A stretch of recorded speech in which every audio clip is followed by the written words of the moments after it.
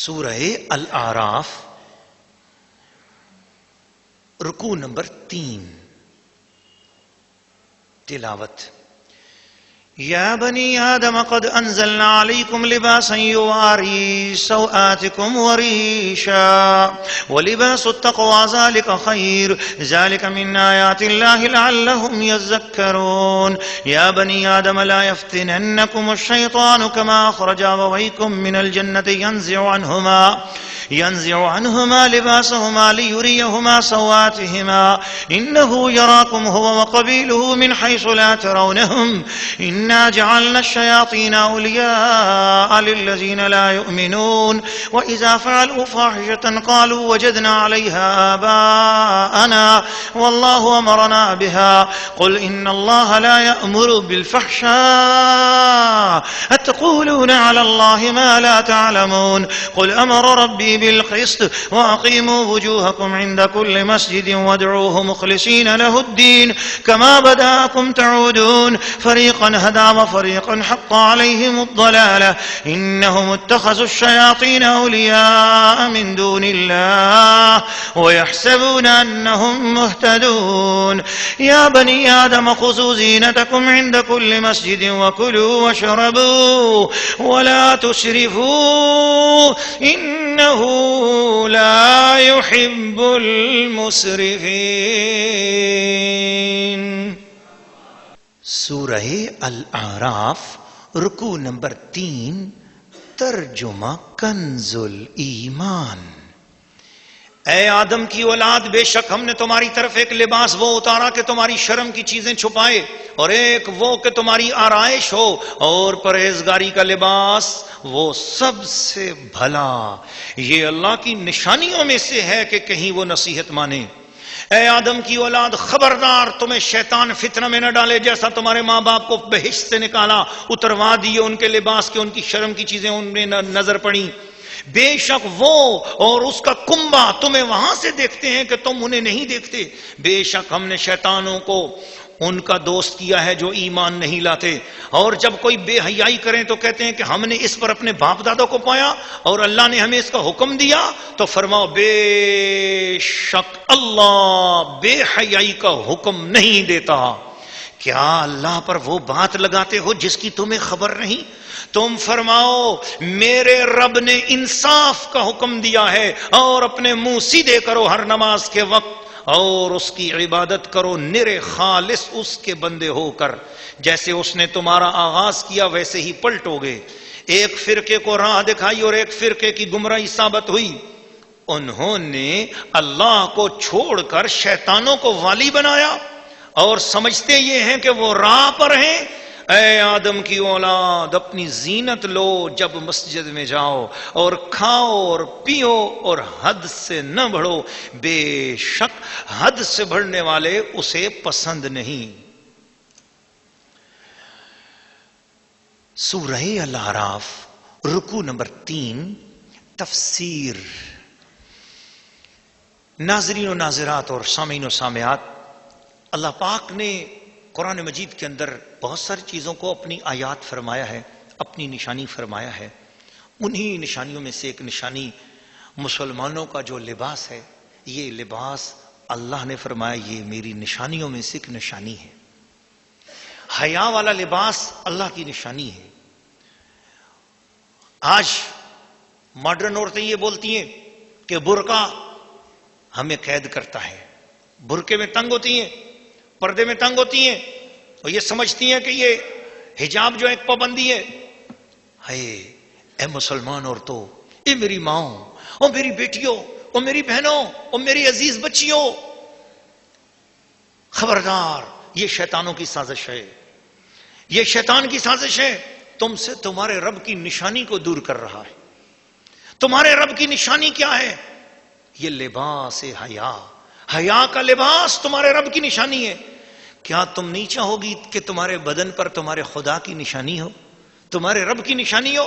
او مردو، تم نے کیا کرنا شروع کر دیا کہ تم نے بے حیائی کے لباس پہن کر سر عام گھومنا شروع کر دیا، ہوٹلوں میں، کلبوں میں، ادھر ادھر، سمندر کے ساحلوں پر، کھلے میدانوں میں.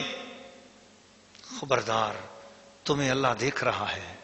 اللہ نے تمہیں نشانی والا لباس، حیا والا لباس، بابرکت لباس، با حیا لباس دیا تھا. تو مردوں اور عورتوں، یہ تمہارے بدن پر جو با حیا لباس ہے، سمجھو یہ تمہارے رب کی تمہارے جسم پر نشانی موجود ہے. لعلہم یذکرون، یہ تمہاری نصیحت کے لیے ہے. یا بنی آدم، پھر بھی اس بات کو اور وضاحت کی. فرمایا او آدم کے بیٹو. یہ بات آدم علیہ السلام کے ساتھ اس لیے کہی کہ وہ ایک نبی ہیں، وہ اللہ کے پیارے ہیں. ان کے ساتھ ایک بہت بڑا حادثہ پیش آیا، بہت بڑا واقعہ پیش آیا کہ شیطان نے ان کے ساتھ دشمنی کی. اور وہ تمہارے باپ ہیں. حضرت آدم علیہ السلام تمہارے باپ ہیں، حضرت حوا تمہاری ماں ہیں. تم کسی اور کو نہ دیکھو. تم یہ نہ دیکھو کہ فلاں مولوی نے یوں کہہ دیا، فلاں پیر نے یوں کہہ دیا، فلاں کی بات میں نہیں مانتا، فلاں کی بات میں نہیں مانتی، اس فرقے کی بات میں نہیں مانتی، اس فرقے کی بات نہیں مانتی. تو اللہ تعالیٰ نے تیرے دماغ کے سارے وسوسے دور کر دیے. فرمایا یا بنی آدم، او آدم کی اولاد، کم از کم یہ تو ہے نا. تو یہ دیکھو، لا یفتننکم الشیطان. اور بات اس قرات میں لیفتننکم بھی آیا ہے. تو لیفتننکم کی معنی ہے تمہیں ضرور شیطان ایسی آزمائش میں ڈال دے گا. اور لا یفتننکم ہے کہ کہیں ایسا نہ ہو کہ تمہیں بھی ایسا فتنہ آ جائے. کیا؟ کما اخرج ابویکم من الجنہ، تمہارے ماں باپ کو جس طرح جنت سے شیطان نے نکالا، رب کا نام لے کر، رب کی قسمیں اٹھا کر. تو جدید قسم کے ایسے ماڈرن لوگ بھی ہوں گے جو قرآن مجید سے، دین اسلام سے، حدیثوں سے جھوٹ موٹ کے مطلب گھڑ کے تمہیں بے پردہ کرنا چاہیں گے، تمہیں بے لباس کرنا چاہیں گے تاکہ شرم کی چیزیں تمہارے اوپر کھلیں. انہو یراکم ہوا وقبیلہ من حیث لا ترونہم. تمہاری نظریں تو نہیں دیکھ سکتی ہیں شیطان کو، لیکن شیطان اور اس کے قبیلہ تمہیں وہاں سے دیکھتے ہیں، تمہیں نہیں پتہ لگتا. لیکن جب مسلمان، حدیث شریف میں آیا، جب مسلمان بسم اللہ الرحمن الرحیم پڑھ کر کپڑے پہنتا ہے تو اس کا بدن اور اس کی شرم کی چیزیں شیطانوں اور جنات سے پردے میں آ جاتی ہیں. پھر اس سے نظر بد نہیں لگتی، اس پہ آسیب کا اثر نہیں ہوتا، اس پہ جادو نہیں ہوتا. جب کپڑے پہنو سیدھے ہاتھ سے پہنو، جب اتارو تو پہلے الٹے ہاتھ سے اتارو. پہلے بائیں ٹانگ باہر نکالو، پہلے بایاں بازو باہر نکالو قمیص سے، شلوار سے. تو اپنے پردے کی چیزوں کا لحاظ رکھو. اور جب لباس پہنو تو اعوذ باللہ من الشیطان الرجیم بسم اللہ الرحمن الرحیم پڑھو. اور حضور علیہ السلام نے ایک دعا سکھائی کہ یہ دعا پڑھا کرو، الحمدللہ الذی رزقنی ھذا من غیر حول منی ولا قوت. شکر ہے اس اللہ کا جس نے مجھے یہ لباس عطا فرمایا میری کسی طاقت اور قوت کے بغیر، اس نے مجھے یہ لباس عطا فرمایا. اور یا یہ دعا بھی پڑھ سکتے ہو، الحمدللہ الذی کسانی ھذا ورزقنی من غیر حول من، الحمدللہ الذی کسانی ھذا، الحمدللہ الذی کسانی ما اواری بہ عورتی واتجمل بہ فی حیاتی. شکر ہے اس اللہ کا جس نے مجھے ایسا لباس پہنایا کہ جس نے میرے شرم کی چیزوں کو ڈھانپ دیا، میرے بے پردہ چیزوں پر پردہ رکھا. واری بہ عورتی واتجمل بہ فی حیاتی. اور اس لباس کے ذریعے مجھے اللہ نے زینت بھی عطا کی. تو اس لیے لباس سے زینت پہننا بھی جائز ہے جس سے انسان بھلا لگے، اچھا لگے. اور یہ بھی غرض صحیح ہے، اعلیٰ حضرت نے لکھا اور صدر الفاضل نے لکھا. اور لباس حیا پہنو، مگر وہ لباس زینت لباس حیا ہو، لباس ساتر ہو. سو اس لیے آج کل جو لونیں چل پڑی ہیں، میں تو پاکستان میں بیٹھا ہوا یہ درس دے رہا ہوں اور دنیا بھر کے اندر بھی اسی طرح کا نظام چلتا جا رہا ہے. ایسے بتلے اور باریک کپڑے جس کے اندر عورتوں کا جسم جھلکتا ہے، ایسی کپڑے بنانے والی فیکٹریاں اگر وہ مسلمانوں کی ہیں تو ان مسلمانوں کے اوپر لعنت ہوگی. ایسے مسلمانوں، میں تمہیں یہ اس پروگرام کے ذریعے، قرآن کے ذریعے متنبہ کرتا ہوں، ایسی تمام کپڑے بنانے والی فیکٹریاں جو مارکیٹ کے اندر ایسے کپڑے سپلائی کرتے ہیں یہودیوں کے کہنے پر کہ مسلمان عورتیں مجبور ہیں کہ اس کے علاوہ اور کوئی کپڑا ہی نہیں ملتا. تو اس لیے میں مسلمان عورتوں سے بھی کہوں گا کہ ایسے کپڑے مت خریدو، ایسی باریک لونے مت خریدو جس سے تمہارا جسم جھلکتا ہو، بدن جھلکتا ہو. حضور صلی اللہ علیہ وسلم کی ایک حدیث شریف ہے، جس عورت کا بدن اس کے کپڑوں میں سے جھلکتا ہوا ہو وہ شیطان کا شکار ہو جاتی ہے اور اس پر اللہ اور فرشتوں کی لعنت ہوتی ہے. تو اس لیے ایسا کپڑا پہنو جس سے آپ کا لباس ساتر ہو اور وہ آپ کا لباس آپ کے لیے حیادار ہو. یاد رکھو مردوں اور عورتوں، تمہارے جسم میں اللہ نے جو مردوں کے اندر خواتین کے تقاضے پیدا کیے ہیں اور خواتین کے اندر جو مردوں کے لیے تقاضے کی جگہ بنائی ہیں، وہ صرف اور صرف نکاح کے لیے حلال ہیں، اور تمام ایسی خواہشات جن کا تعلق نفسانی خواہشات سے ہوتا ہے وہ ہر لحاظ سے جائز ہیں اور ہر طریقے سے جائز ہیں، مرد کے لیے خامد کے لیے، بیوی کے ساتھ، بیوی کے لیے خامد کے ساتھ، اس کے علاوہ ہر ایک کے لیے حرام ہے، حتیٰ کہ اولاد کو بھی ایسے موقع پر دکھانا حرام ہے یا اولاد سے بھی باپردہ ہونا ضروری۔ یہ شریعت تقاضا کرتی ہے کہ ان اچھے الفاظ میں اپنے ماننے والوں کو سمجھا دیا جائے۔ تو شیطان کی چالوں سے بچنے کا کہا گیا، وَإِذَا فَعَلُوا فَاحِشَةً قَالُوا وَجَدْنَا عَلَيْهِ آبَاءَنَا، جب وہ فحاشی اور عریانی کریں گے گستاخ لوگ، بے ادب لوگ، تو وہ کہتے ہیں نہیں جی وہ پچھلے بھی اسی طرح کرتے تھے، وہ فلاں بھی ایسے کرتا تھا، وہ بھی ایسا تھا، وہ بھی ایسا تھا۔